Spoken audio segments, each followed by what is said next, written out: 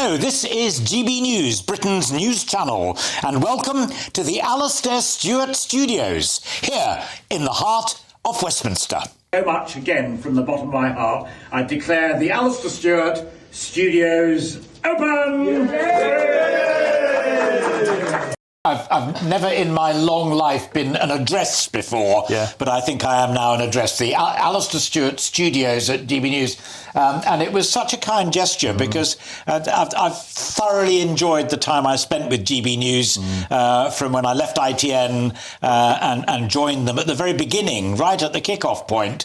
And then, as many people know, because they've been kind enough to follow it and comment upon it, when I became ill with dementia, GB News as an employer and as a group of friends have helped look after me so well.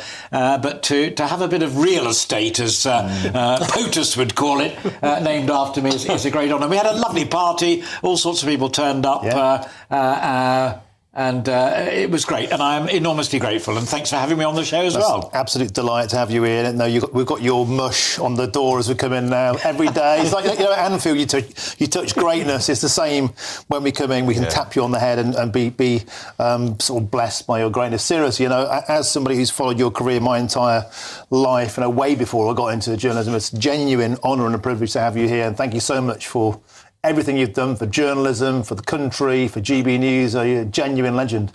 Appreciate that very much indeed. And one of my old bosses, Nick Pollard, who also joined GB News early on, was reflecting at the formal opening in a curious sense how lucky we were to live and develop our careers in the era that we did, because it was the era of Margaret Thatcher, the era of Tony Blair, the fall of the Berlin Wall, democracy coming to Eastern Europe, and the Falklands War, just all sorts of amazing events that gave us the chance to report it accurately and with authority.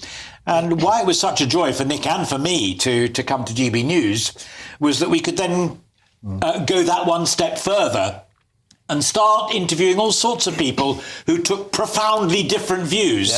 And if we had profound different opinions ourselves, we could, so long as overall it was balanced, that was important, we could give a little more of our own views as well. And that was like a liberation. And that's why GB News was such an important arrival on the landscape, the terrain of television journalism in this country, and why I was deeply honoured to be a part of it. Now a permanent fixture.